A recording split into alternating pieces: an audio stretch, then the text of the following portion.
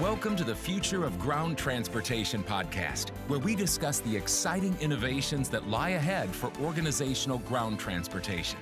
Each episode, we cover topics tailored to those resolving transportation-related challenges and provide tips, tools, and trends that will inspire you to stay ahead of the curve. And now, here's your host, Daniel Perez. Welcome to the Future of Ground Transportation. Today we have Mr. Nigel Zeid. Mr. Nigel is an EV specialist. He used to work for Tesla and Nissan, and after 13 years, he decided to step away to become more of an independent consultant to explain the electrical vehicles space and educate consumers and folks on this sector. Mr. Nigel, welcome to our podcast today. Well, thanks for having me. Much appreciated. Thank you, Nigel. So for all the listeners today, we're going to be talking about electrical vehicles, understand from Nigel's perspective, what is the things that we could learn from you, Nigel, from an electrical vehicles perspective.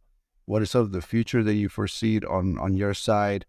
And we're going to go dive into it piece by piece instead of eating an elephant all in one piece. Okay. So with that being said, Nigel, tell us a little bit about your experience. How did you get started in this sector and so forth?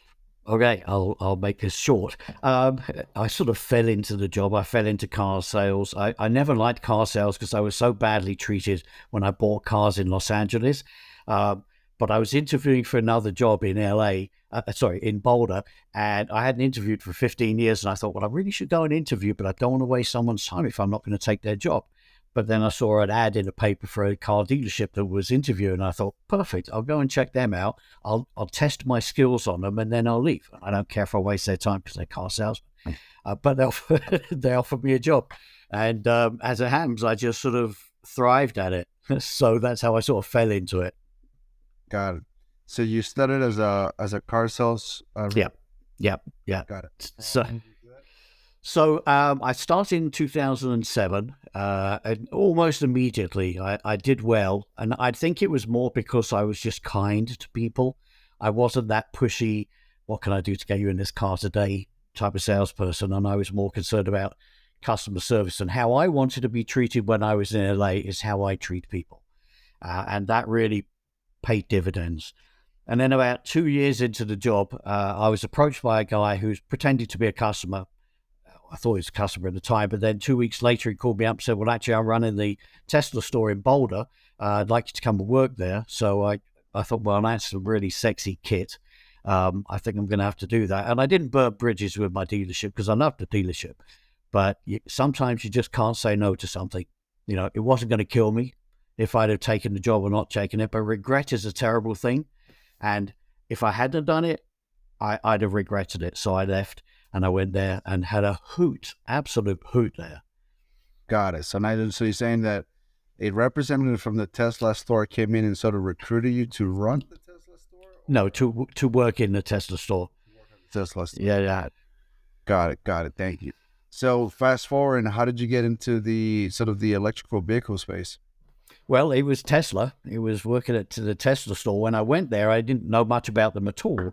But I learned pretty quickly, and all the people that were coming into that store, which was in Boulder, were from NIST, NOAA, NREL, NCAR, UCAR, Google, Qualcomm, super techie guys, all coming in, asking super techie questions. So I had to learn really quickly what they were talking about. But we were getting like 400 or 500 people coming in on a Saturday, just general public coming in on a Saturday. And so it was a case of, I realized that I had to take the geek speak that I was speaking with all these guys and translate that into something that everyone can understand, easily, and make it into chunks. And so that was the start of it, is just making it easy for people to understand, and to understand also because people would always come in and say, well, it's too expensive. I'm never going to afford this. And we would say to them, well, it's true that these are expensive, but this is the start, which it was, of everything that's coming down the pipeline. And here we are, 10, 12 years later, and we're there. Got it. So Nigel, for context and for all the listeners, we have listeners that are transit authorities, we have transportation operators from trucks perspective, or in the charter and bus sector. But if I was a 5-year-old kid walking into the dealerships today, Tesla, or into the electrical vehicle space, help me understand from your perspective, from your lenses, what is it that I need to know? What is the current obstacles? What is it that I could expect from an electrical vehicle? Oh, that's a lot of gear to talk about. Well, I mean, the bottom line of it is that when I started, I would talk about and I'm not, by the way, I'm not a hater of gasoline and diesel and oil, because if it wasn't for them, we wouldn't be where we are in our society right now. But we're now at a point where we can start to retire the oil and gas and get into something that's cleaner. So I actually used to take, and this has got off subject a little bit, but this is the conversation, I suppose. But I used to take a kit out with me, which was like a gallon container of gasoline, empty, but gallon gasoline. Now that weighs 6 3/4 pounds, but when you burn it in a gasoline engine, it produces 19 pounds of CO2. Well, what does 19 pounds of CO2 look like? 1 pound is a 2-foot 1-inch cube. So you've got 19 of those pooping out the back of your car for every gallon of gasoline you burn. And so I would take it and assemble it. It was made out of garden PVC tubing. And I'd assemble it so that people could actually see what 19 of these cubes look like, and then what they would look like amalgamated into one big cube. Because sometimes visualization is the only way to get people to really understand what it's about. So I do a lot of stuff where I go to schools and I talk to them about Nikola Tesla and the whole thing with AC electricity and DC electricity, and how the basics of how it works. But when I'm talking to kids, I'm just saying, when you get into this car, it's silent. You plug it in at night, just like you would plug in your phone, and in the morning, it drives you as far as you need to go. But it doesn't create all of these pollutants, and it only has about 35 moving parts in a electric car, as opposed to about 2,500 in a gasoline car. Got it. Thank you, Nigel. And then when you go to all the schools and to educate, what are the sort of main top 10 items that you specialize from an educational perspective? One of the biggest things, actually, and it depends what age group, but this is just a sideline that I do, which is because a big part of this is, where do our next generation of electricians and plumbers and all of these are at school, and we need to approach them when they're at school, not wait till they're going into college and start sparking their interest. So I talk to them about, what sort of things are you interested in? What do you understand about electricity, or what do you understand? People who design the car, people who do the logistics for the car, all the types of jobs that are available within this brand new industry, and how this is the biggest thing to happen in society for 136 years for transportation. And they are on the cutting edge of it, because they won't even really know what a gasoline engine is unless they go to a Cars and Coffee and see gasoline cars. Totally, Nigel. And you mentioned a great point from a workforce perspective. What is sort of your takeaway and your personal experience by younger workforce that are getting into the electrical vehicles? We have electrical buses, but one of the challenges is having educated technicians knowing how to fix our equipment. Oh yeah. And it's sort of a puzzle that no one seems to really understand it at 100% perfection. No, it's a big part, right? Because there's more to that. It's the buses, the cars, the vans, everything that's electric, the micro mobility, the bicycles. Who's going to repair the bicycles? And when people are looking for jobs in the future, a lot of the jobs are going to disappear with AI and everything. They're just going to start disappearing. But there are certain skills that we just don't have, and that we don't do shop anymore. It was always looked down upon to have a blue collar job, to be an electrician or a plumber or a woodworker. But there's no poor electricians or plumbers. But it was a job that, you had to have a degree, you had to go to university, you had to have an MBA and 80 grand's worth of loans. And that's not the reality. The reality is that we should be going into the schools that are in the very outlying areas of our states, So we're not in Denver or we're not in the main center. We need to go out to the middle of nowhere where the kids have very little input from anyone else coming in to talk to them and say, what are you good at? Are you good with machinery? Are you good with electronics? Are you good at plumbing? Do you understand logistics? Are you good at math? And encouraging these kids to go into apprenticeships. We need so many more apprenticeships. And we're already in this point where we don't have enough electricians and such to go around anyway. So we have to start building it back up again. And now is the time to be doing it. I'm not waiting until they're in a STEM school. If they're in a STEM school, they're already the kids that know what they want to do. Or if they're already going into techs, colleges, they know what they're going to do. We need to get them when they're first day of high school. You want to say to them, look, you're in high school for 3 years. That's 1,096 days. But actually, you're only in school for 460 of those days. And then you graduate with 14 million other kids across the country. What are you going to do? If you're not going to be an influencer, TikToker, dancer, rapper, blah, blah, blah, what's your other skill going to be? What's your fallback skill going to be? And there's so much unbelievable talent out there that we have not tapped into, but we need to do that really fast. Totally. So let me switch it around a little bit. Mm-hmm. For the Gen Z generation, right? And you mentioned it, whether you want to be a IG influencer or TikToker, right? And they know that they're going into a technician school. What is sort of the appetite there? Are you seeing, what would be the right question? Like, what would be sort of the workforce entering into this market versus other markets? Is there a huge gap in between, the numbers or the metrics that we need for the workforce in order to have a sustainable sort of EV programs in the near future? Or, oh yeah, right? It's like a sleeping giant. We've literally only just woken up to the fact that, okay, well, we need people who are going to put in the charging stations, who are going to repair charging stations, who are going to do the telematics for everything, who are going to repair the cars themselves or design a new type of electric motor or the latest type of battery. And we've thought about the cars and making them sexy and everything, but we have not really thought about all the stuff that makes it run, right? All the stuff that's like, if you go to a car show is all the sexy stuff. It's the cars, it's the beauty of it.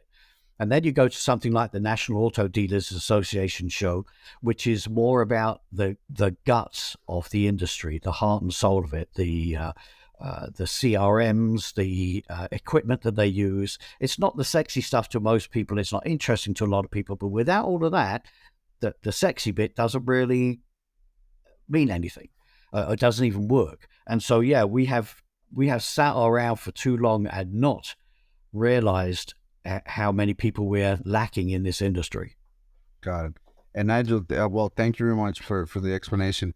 And if we were to sort of touch on several of our generations, so let's just say if we were to go and sort of address the millenniums on this space, where do you see the millenniums and the electrical vehicle sort of wave, and where do you see the Gen X and baby boomers in this sort of transition? It's interesting. I mean, the boomers are sort of my lot, who are the people that are buying a lot of these cars. Boomers are the ones that are buying. Well, there's a lot of them that are, when you've got the younger kids, they're just coming out of college. They don't have the money to be buying these cars right now. I mean, my kid's got one. He's 17 because he's got mine. So I'm using the electric bike. They're just more, they just absorb it. It's just something that they're just used to. We're having to take my generation and persuade or explain to our generation. And, once my generation's died off, it'll be a lot easier, because there's a lot of my generation that are just like, electric cars and, it's terrible. And I love the sound of the V8, and which people said when I was at Tesla, and that was 2009. And I'd say, well, I love the sound of a V8, but I'm old, right? And when I die, my kids are not going to go, oh, I miss the sound of a V8, because it's not something that they're used to having. And you'll still have them. I mean, you'll still have gasoline cars around for a very, very long time. It's not going to happen overnight. For all the people that are freaking out about that, it's just not. But you'll go to a Cars and Coffee in 30 years' time, and what's people's project cars going to be? Well, I'm working on a 2011 Leaf. I'm rebuilding that. That'll be those sort of cars. Or I'm going to drop a gasoline engine into my Leaf. I mean, that's a whole nother industry as well. That leads on to another thing, which is the amount of business that there is going to be for people to convert their gasoline cars they love into electric cars. That is a good point. Let's touch a little bit about that. So what sort of entrepreneurship opportunities do you see in this space, right? That are going to evolve in, you mentioned, or we sort of touch on it a little bit briefly, which is young entrepreneurs that want to get into the EV space, whether it's as a technician, is it selling products on the EV sector? Like, what is it that you see? I think we need a younger sales force for car sales, and that whole industry is changing right now, and there's a lot of pushback, understandably, from the old school car salespeople and dealerships, which I understand. They've had it the same for very, very many years. But the reality is that's going away now, where everyone didn't like how Tesla was just order it online. Well, everyone's starting to do it, as much as they begrudgingly doing it. They're all, go home. The idea of a dealership is that you go into a dealership and they walk you through the car and everything, and then you go through the paperwork and all the things that people dread. Well, now you really don't need a dealership like it is, right?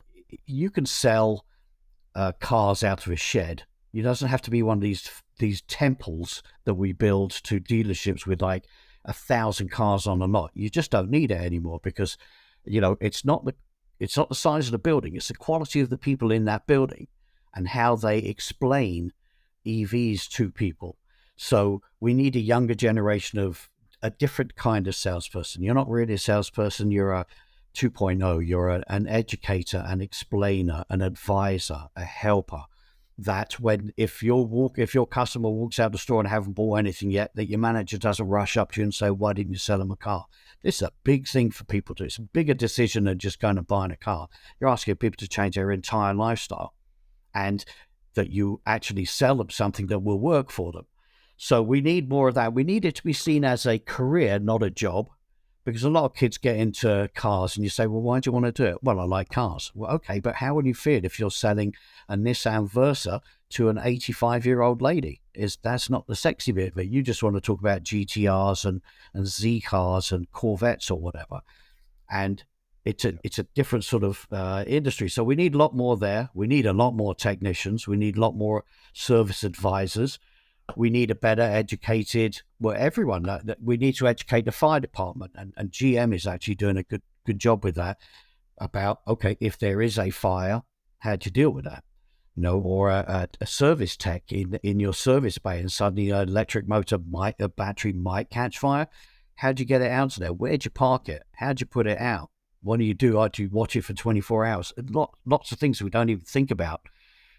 Totally. No, that's a really good point. And Nigel, from your perspective, I'll switch in a little bit of the subjects here. What are some of the obstacles and main challenges that you foresee in the EV sector in the next 3, 5, and 10 years? Okay, so the biggest obstacle now is not the car. Obviously, the price of the car is a big part of it, and that's the industry's fault. Is that they are focusing on 0 to 60, top speed, size of the battery, size of the screen. They're focusing on that little bit of it, and they're expensive, 80, 90, 120 grand cars. But they're all the same. They're all like five-seat, 4-door sedan, fastback Tesla lookalikes, a lot of them. I'm a little bit of it's not a rebel, but I say what I speak about this industry. I love this industry, right? I adore this industry. But it does irritate me that we don't make it the things that people actually need. Like GM, what are you thinking stopping the EUV and the Bolt EV? That's a car that everyone that you and I can afford.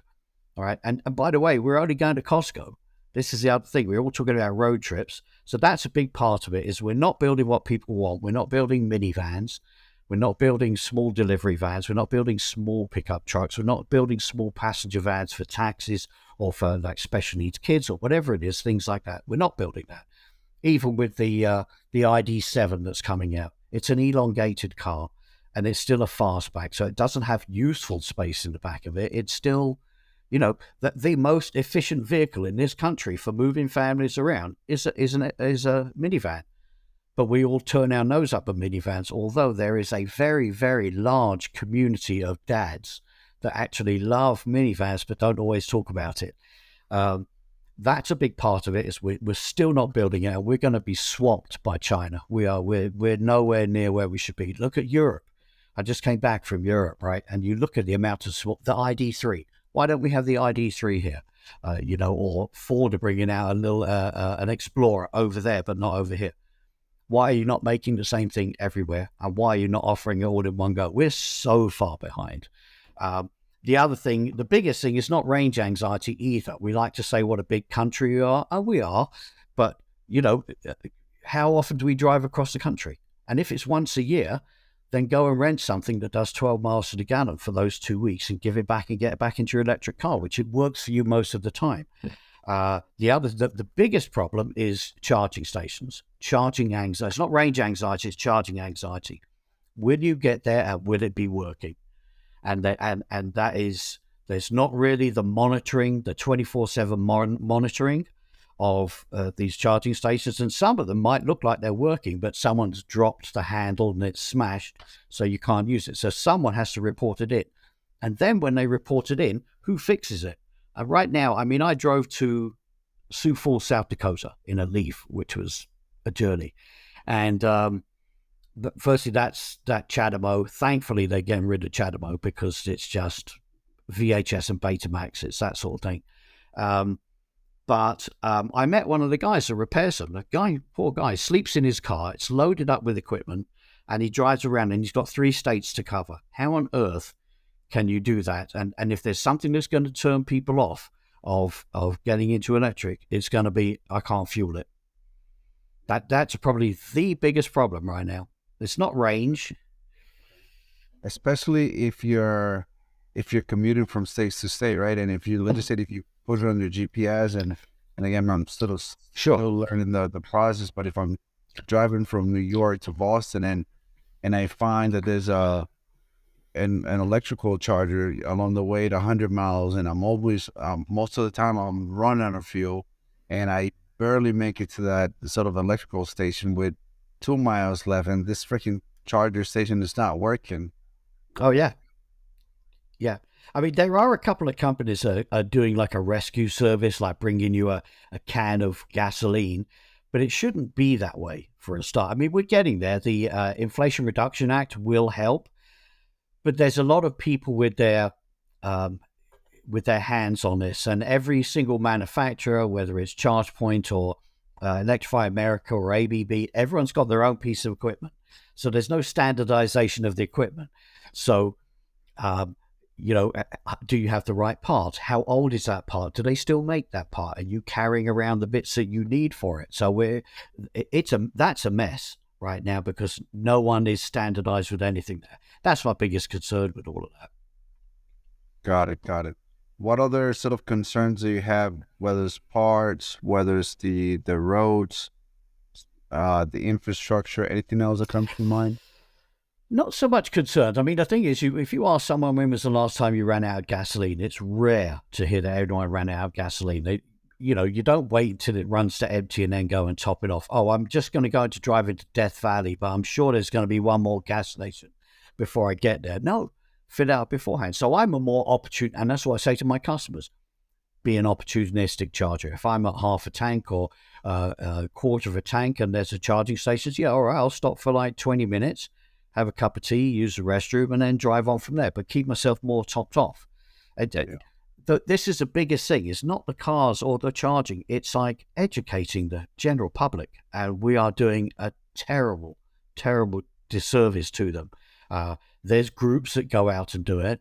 I belong to Drive Electric Colorado, and all the Drive Clean City groups that volunteer and go out and talk to people. But from a dealership perspective, from a manufacturer's perspective, from an advertising perspective, we tell them nothing. I watched a lovely ad on Polestar yesterday, and it's gorgeous, gorgeous car. You didn't tell me a thing about that. You didn't tell me how many miles it'll drive. You didn't tell me how much it would cost to charge it on 11 cents a kilowatt hour. You didn't tell me what the maintenance would be. And in that 15 or 30 seconds, you could have done a great amount of education and started people thinking about EVs. And we're still stuck in that old school of seeing a happy family driving down an empty city street and then splashing through some mud and happy, and that, but nothing about the car. And we're here to educate. I agree.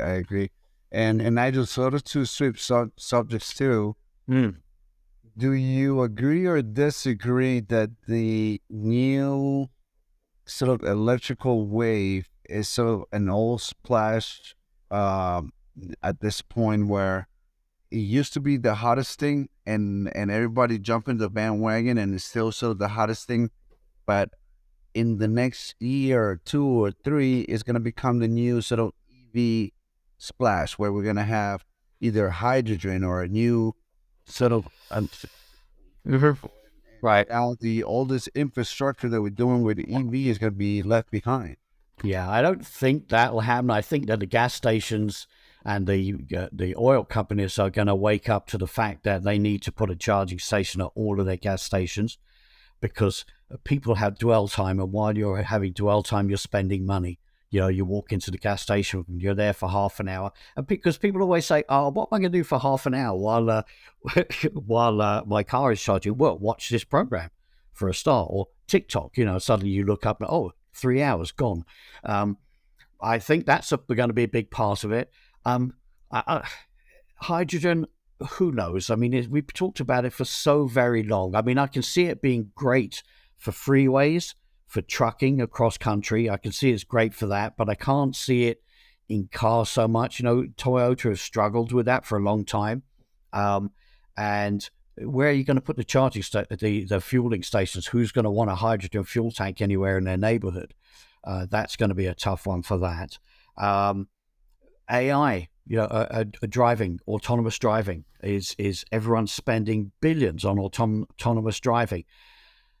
My thought with that, sorry, Nigel.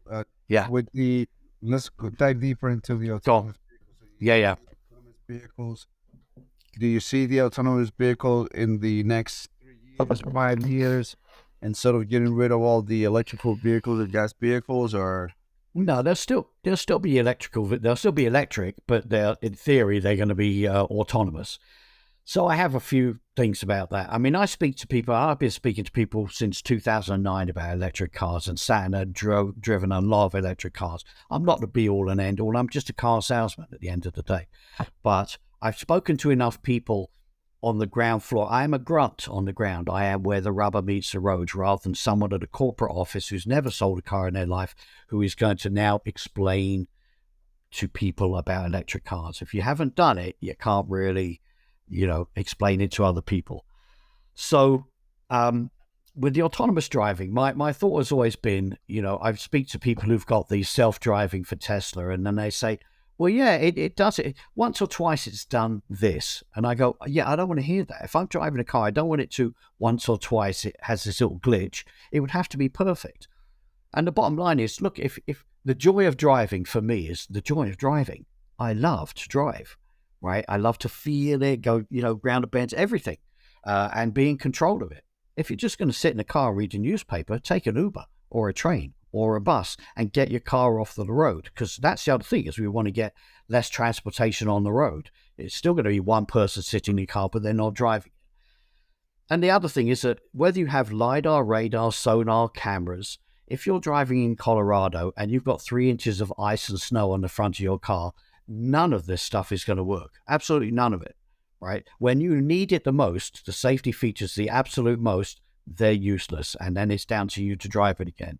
So, and that's my opinion. And there's plenty of people most people probably disagree with that. But I think we're spending so much time, we're trying to run before we can walk. We haven't even made an effort to really get Americans into electric cars at a decent rate. And we haven't built the electric cars that they want, because everything is way beyond people's price. If everything's 55 grand and up, if you want something that's an all-wheel drive, a VW, an Audi, a Ford, or whatever it is, Kia. They're lovely cars, but they're unaffordable for most of us. So before we start spending billions on the autonomous side of it, let's get people into cars. And how is that going to work with the autonomous cars that won't be able to know what's in someone's brain, or a drunk driver or something like that? As much as they think it's going to work straight away, we still see accidents now. Totally. Very, very well said. Very well said. Especially, you mentioned it. You mentioned a point that really stands out here is based on your amount of income is based on what you could drive on the electrical or non-electrical. Yeah. Yeah. It's not like you could drive a cheap EV for the same price of a gas vehicle, right?